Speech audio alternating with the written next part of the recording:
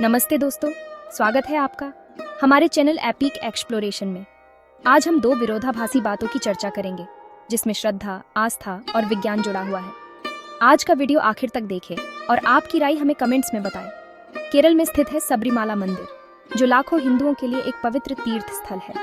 भगवान अय्यप्पन को समर्पित यह मंदिर देवता का निवास स्थान माना जाता है, जो श्रद्धालुओं को अपनी ओर आकर्षित करता है। हर साल तीर्थ यात्रा के दौरान श्रद्धालुओं की भीड़ कठिन यात्रा करके भगवान अय्यप्पन का आशीर्वाद लेने के लिए आती है। सबरीमाला अय्यप्पन तीर्थ यात्रा के नाम से जानी जाने वाली यह यात्रा इस प्राचीन मंदिर के प्रति गहरी श्रद्धा और भक्ति का प्रतीक है। सबरीमाला मंदिर की कहानी के केंद्र में एक सदियों पुरानी परंपरा है, जिसके चलते मंदिर के अंदर मासिक धर्म से गुजर रही महिलाओं की उपस्थिति देवता की पवित्रता और तीर्थ यात्रा के आध्यात्मिक वातावरण को भंग करेगी। इस पाबंदी को भगवान अय्यप्पन के ब्रह्मचर्य का सम्मान करने और मंदिर की आध्यात्मिक शुद्धता बनाए रखने के तरीके के रूप में देखा जाता था। यह विश्वास कई लोगों के मन में गहराई से समाया हुआ था, जो मंदिर में महिलाओं के प्रवेश के विरोध का आधार बना। हालांकि इस परंपरा ने लिंग समानता और पूजा के अधिकार के बारे में भी सवाल उठाए। आलोचकों ने तर्क दिया कि ऐसी भेदभावपूर्ण प्रथाओं का कोई स्थान नहीं है एक आधुनिक समानतावादी समाज में। उन्होंने इस बात की तरफ इशारा किया कि यह पाबंदी न सिर्फ समानता के मूल अधिकार का उल्लंघन करती है, बल्कि महिलाओं और मासिक धर्म के बारे में हानिकारक रूढ़ियों को भी बढ़ावा देती है। इस मामले ने कानूनी लड़ाई का रूप लिया। अधिकार और ह्यूमन राइट्स के नाम पर इस चुनौती ने हमारी सदियों पुरानी परंपरा, जो वैज्ञानिक रूप से सही है, उसकी नींव को बिना समझे उखाड़कर फेंक दिया गया है। आज हम इसके वैज्ञानिक तथ्य को देखेंगे और समझने की कोशिश करेंगे। वन अपान वायु और मासिक धर्म का वैज्ञानिक आधार। आयुर्वेदिक परंपराओं के अनुसार मानव शरीर में 5 प्रमुख वायु या ऊर्जा प्रवाह होते हैं, जिनमें से एक अपान वायु है। अपान वायु का कार्य शरीर में नीचे की ओर ऊर्जा के प्रवाह को नियंत्रित करना है। मासिक धर्म के दौरान यह अपान वायु महिलाओं के शरीर से अपशिष्ट को बाहर निकालने का काम करती है। यह शारीरिक प्रक्रिया किसी भी प्रकार की उल्टी दिशा वाली गतिविधियों से प्रभावित हो सकती है, जिससे ऊर्जा का असंतुलन हो सकता है। मंदिरों में पूजा और ध्यान के दौरान ऊर्जा ऊपर की ओर केंद्रित होती है।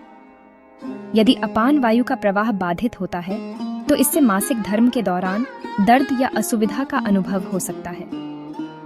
कई महिलाओं ने यह दावा किया है कि मंदिर में प्रवेश के दौरान उन्हें अधिक तकलीफ का अनुभव हुआ। यह इसलिए हो सकता है क्योंकि उनके शरीर की ऊर्जा को नीचे की ओर बहने के बजाय उल्टी दिशा में धकेला जा रहा है। 2 ऊर्जा संतुलन का वैज्ञानिक विश्लेषण। मंदिरों को धार्मिक और आध्यात्मिक ऊर्जा के केंद्र के रूप में माना जाता है, जहां ध्यान और पूजा से सकारात्मक ऊर्जा का संचय होता है। वैज्ञानिक रूप से यह समझा जा सकता है कि मंदिरों का वातावरण अधिक केंद्रित और ऊर्जावान होता है। ऐसी मान्यता है कि मासिक धर्म के दौरान महिलाओं की ऊर्जा शरीर के भीतर अधिक संवेदनशील होती है, जिससे वे बाहरी ऊर्जाओं को अधिक तेजी से ग्रहण कर सकती हैं। कुछ महिलाओं ने यह बताया है कि मंदिरों में जाने से उन्हें अधिक दर्द और असुविधा महसूस होती है। यह ऊर्जा के असंतुलन के कारण हो सकता है, क्योंकि मंदिर का वातावरण उच्च ऊर्जा का संचार करता है और मासिक धर्म के समय महिलाओं का शरीर स्वाभाविक रूप से अपान वायु के माध्यम से नकारात्मक ऊर्जा को बाहर निकालने का प्रयास करता है। इस प्रकार इन दोनों ऊर्जाओं का टकराव महिलाओं के लिए असंतुलन उत्पन्न कर सकता है। 3 धार्मिक दृष्टिकोण से वैज्ञानिक व्याख्या। धार्मिक रूप से मासिक धर्म को एक शुद्धिकरण की प्रक्रिया के रूप में देखा जाता है। प्राचीन परंपराओं में यह माना जाता है कि मंदिरों के अंदर की ऊर्जा विशेष रूप से शुद्ध और दिव्य होती है, और मासिक धर्म के समय शरीर की प्राकृतिक ऊर्जा इस पवित्रता से मेल नहीं खाती। इस परंपरा का वैज्ञानिक आधार यह हो सकता है कि महिलाओं के शरीर की ऊर्जा उस समय में विशेष रूप से संवेदनशील और भंगुर होती है।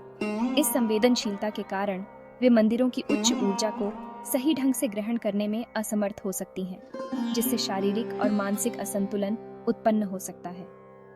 निष्कर्ष: मासिक धर्म के दौरान महिलाओं को मंदिर में प्रवेश न करने की धार्मिक परंपरा के पीछे एक वैज्ञानिक आधार भी है। यह ऊर्जा के संतुलन और अपान वायु के प्रवाह से जुड़ा है, जो महिलाओं की शारीरिक और मानसिक स्थिति पर प्रभाव डालता है।